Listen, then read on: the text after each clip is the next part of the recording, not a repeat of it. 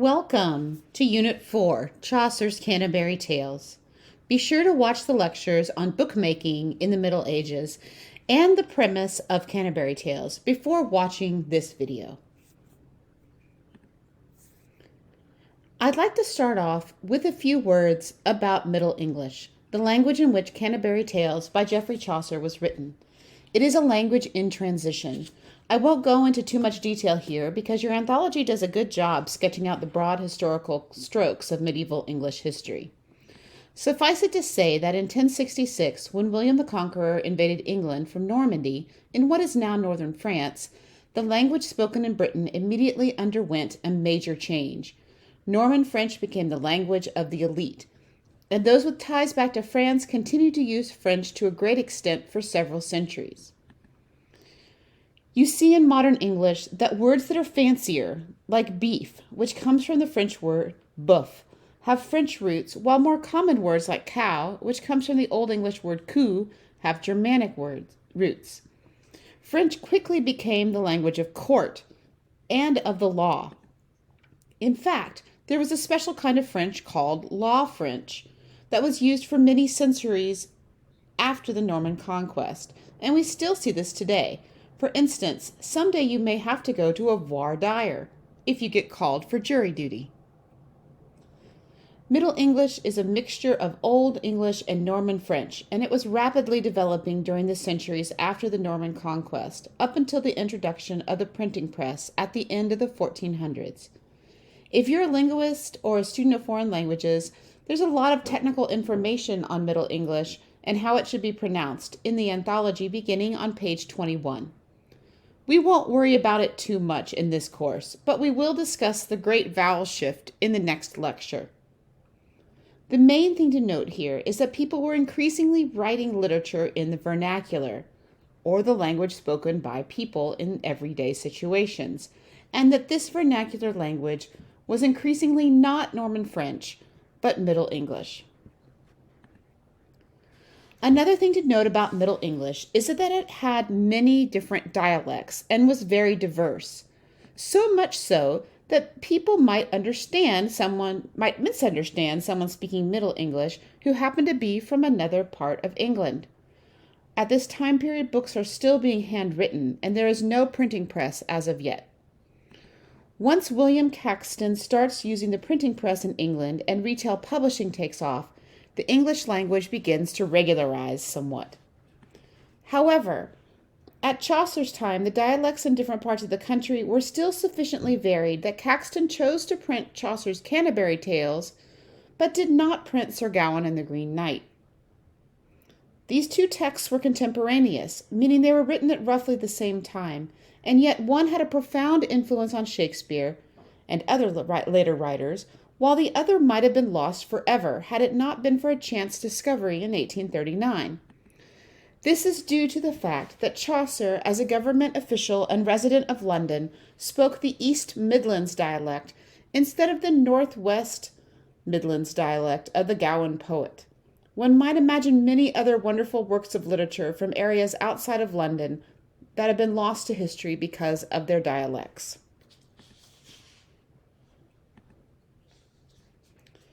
Your textbook gives you a pretty good introduction to Chaucer the man, beginning on page 256 of Volume A.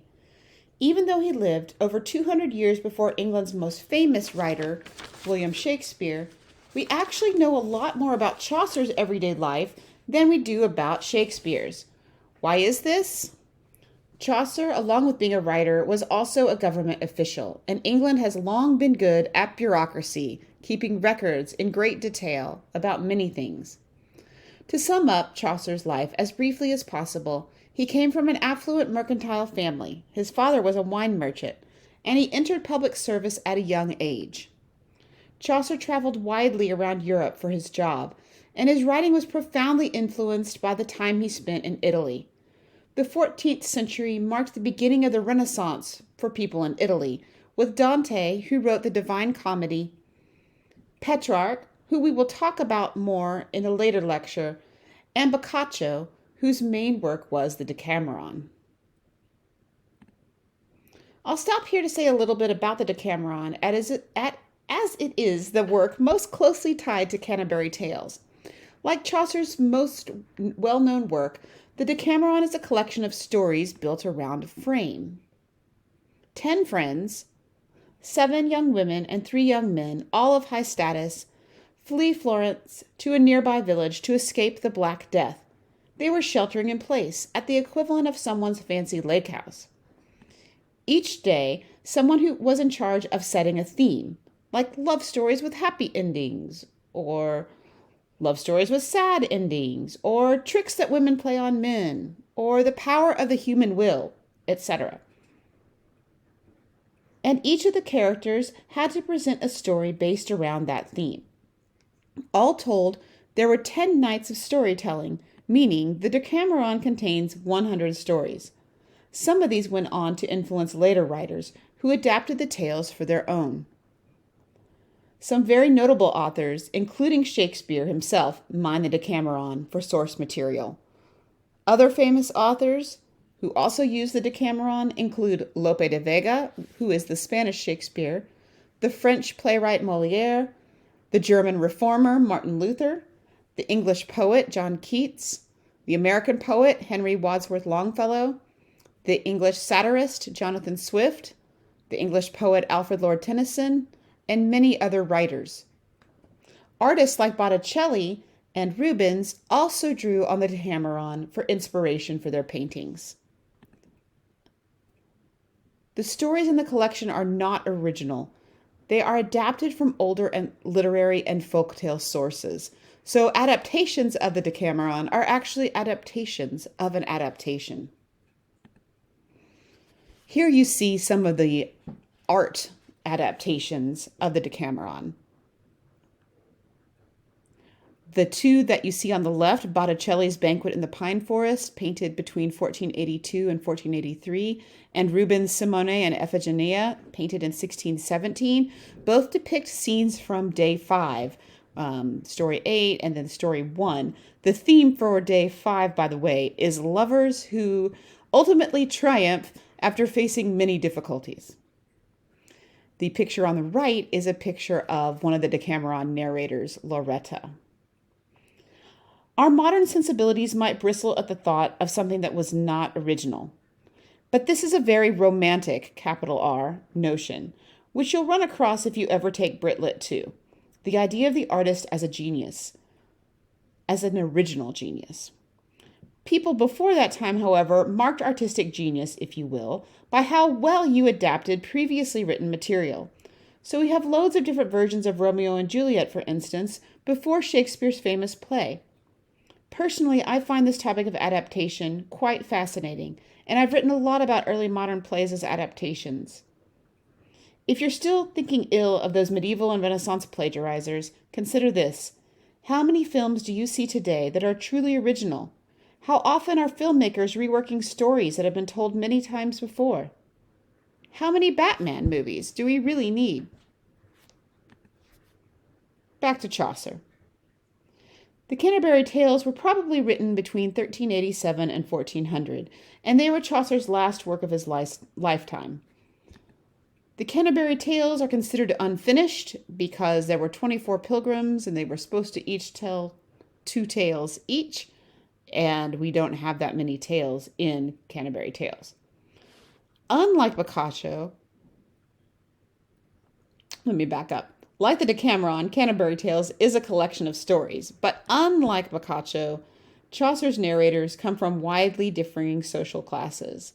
This wide deviation gives the reader a variety of kinds of stories, including moral tales, known as exempla, fables, saints' lives, romances, epics, and fabliaux, which are racy tales featuring lower or middle-class characters, and they usually involve some sort of trickery. The frame story for Canterbury Tales is not sheltering in place from a pandemic, but a religious pilgrimage to Thomas Becket's shrine at Canterbury Cathedral, which you see here on the right. The pilgrims stop at an inn where the host Harry Bailey encourages them to have a storytelling contest. Each character tells a story that would suit his social station, and Chaucer draws inspiration for these tales from both folk tales and literary sources like the Romance of the Rose, as well as theological works. One thing I'd like to touch on briefly is Chaucer's influence on English prosody, which is a fancy way of saying the patterns of rhythm and sound in poetry. Along with Shakespeare, Chaucer is typically considered to be a father of English literature. Chaucer was the first to widely use iambic pentameter. Iambic pentameter is a pattern of stressed and unstressed syllables in poetry that we'll discuss in the sonnet lecture. Suffice it to say that most English poetry is written in iambic pentameter, including most of Shakespeare's poetry. Chaucer was also the first to widely use the rhyme royal rhyme scheme. Again, we'll talk more about the formal features of poetry in the sonnets lecture. For those of you who remember scanning poems for rhyme scheme from their past, the rhyme royal follows this pattern, A, B, A, B, B, C, C. Chaucer uses the rhyme royal for works including Troilus and Cressade and parts of the Canterbury Tales. We'll now talk a little bit about the wife of Bath as a character and about what her prologue reveals regarding medieval society, and especially marriage. I wanted to mention that Bath is a town in southwestern England, famous for its natural hot springs and its Roman ruins.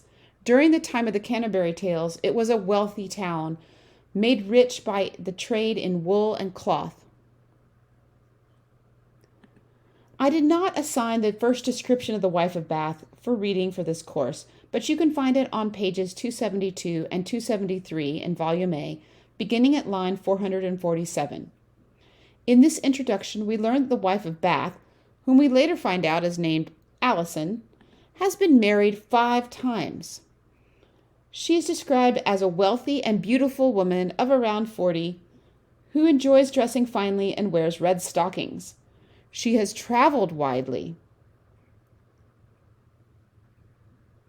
going to Jerusalem 3 times, as well as Rome and various places in modern-day France and Spain. She is also a skilled and prosperous weaver with international renown. Chaucer paints us the picture of a woman very much in command of herself and who demands respect. Another thing to note is that women, while very restrained by societal conventions, could indeed go on pilgrimages without their husbands. In both her business and her love of pilgrimages, the wife of Bath pushes the boundaries of independent living for her time period. That she is able to achieve her independence partly through taking advantage of rich older husbands is a consideration here, of course. Once we get to the wife's prologue, we get an even more startlingly round impression of this very intriguing character. I highly recommend that you read the interlinear translation, see the Unit 4 page for the link, and make notes in your own text. The interlinear text translates the spelling and substitutes in modern words when necessary. You'll see the wife of Bath using quite earthy language, and she discusses sex very frankly. You'll also get the idea, and rightly so, that women were perceived during this time period as having quite large sexual appetites. The Victorian stereotype of the woman who is uninterested in sex is the exception, not the rule, in the grand scope of English literature. The wife of Bath will also speak quite frankly about gender relations within marriage. Of the 5 husbands she's had, 3 of them were older and 2 younger than she. Alison prefers the older husbands because she can rule them more easily. Taming the younger husbands, including Jenkin, her current husband, who is half her age, is a lot more difficult. The wife of Bath is left partially deaf after a domestic violence incident with Jenkin before she is able to tame him fully. Though Alison has trouble with her husbands, there is no mention of her leaving them. This was a time period when divorce had a much different meaning than it has now. A divorce in England in this time period, and for quite a few centuries beyond, meant more like a legal separation or an annulment. There are 2 types of divorces. One would be the separation and one would be the annulment, meaning the marriage never happened. In this second type of divorce, there was no alimony or child support, so women could not have any financial support. Of course, Alison seems quite proud that she has been able to prosper financially from her marriages, and divorce doesn't even cross her mind, even when she is abused by her husband. You will also see Alison engage in a theological discussion on the benefits of marriage versus celibacy. In some ways, she anticipates the arguments of the Protestant reformers who campaigned for clerical marriage, or the ability of pastors to marry. In contrast, her fifth husband Jankin is depicted reading famous medieval anti-marriage tracts. You can see this in lines 677, 680, and 681. Allison knows her Bible, though she makes some mistakes in referencing it, or Chaucer does. Her attitude really previews a profound shift in society that will occur several centuries in the future, where celibacy becomes the lesser virtue and marriage becomes a preferred state. But we see the opposite here, at least in societal conventions in the Middle Ages. The wife of Bath really was ahead of her time. I'd like now to talk more about the wife of Bath's tale, not the prologue. In structure, this is an Arthurian romance, with similarities to its contemporary, Sir Gawain and the Green Knight. In theme, the wife of Bath's tale closely resembles the Tale of Florent from John Gower's Confessio Amatis, which, like Canterbury tales, is a collection of stories. The frame story in Confessio Amatis is that an aging lover is confessing his deeds to the priest of Venus, the goddess of love. It was probably written between 1386 and 1390, which makes it just a little bit older than the wife of Bath's tale. None of the tales in Confessio Amatis is original. Some are derived from Ovid's Metamorphoses, an ancient Roman work, while others may be transcriptions of oral folk tales. Chaucer and Gower knew each other and were friends. The Tale of Florent, like the wife of Bath's tale, includes a loathly lady, a common medieval trope. The loathly lady is an old, ugly, and poor woman who requests a favor, usually a kiss or marriage, to a young man. When the man assents to the request, she then transforms into a beautiful young woman. Think of the enchantress in Beauty and the Beast, although in that case the young man did not agree to the loathly lady's demands and received a curse instead. The loathly lady is a fairy woman of some sort in these tales, but she may be an adaptation of a Gallic goddess, Kylax. Kylax literally means old woman or hag, and she was considered a weather deity and closely linked with winter. So you see some connections with the Gawain poet's Green Knight, who may also have been a nature deity originally that had been appropriated into a medieval romance. The loathly lady also appears in tales of the early Irish king Niall of the Nine Hostages. The wife of Bath's tale influenced later works, including The Wedding of Sir Gawain and Dame Ragnall, which was probably written around 1450, much after the wife of Bath's tale, and also a later ballad called The Wedding of Sir Gawain, which was probably written in the 16th century. All three tales include a loathly lady. Though Chaucer's tale never mentions the knight's name, the other tales assume that he is Gawain. Think about the last lecture and how Gawain's reputation becomes tarnished as time goes on and Sir Lancelot rises in primacy. In Sir Gawain in the Green Knight, we have a paragon of chivalry in Gawain, although he is not perfect. But in the wife of Bath's tale, we see a very different sort of character entirely. As you read the prologue and the tale and prepare for your discussion post, think about the following. Is the wife of Bath a proto-feminist? Or has she just figured out how to use patriarchy to her personal advantage? What is the significance of the wife of Bath's use of scripture and Christian doctrine to justify her own carnal appetites and lifestyle? In the prologue, the wife of Bath distinguishes between experience and authority, which by that she means book learning, as teachers. What is she saying about these aspects of learning? What does it mean that the husband she has the most problems with, Jankin, her fifth husband, went to university and likes to rebuke his wife with tales from ancient Rome and the Bible, and likes to read theological treatises about marriage? What is the relationship between the prologue and the tale itself? Why would such an earthy, practically minded character tell us an Arthurian romance? And finally, think about how the knight in the wife of Bath's tale is similar to Sir Gawain in Sir Gawain and the Green Knight, and how he is different. What might Chaucer be saying about knights and chivalry here? I look forward to reading your discussion posts. That's all for now.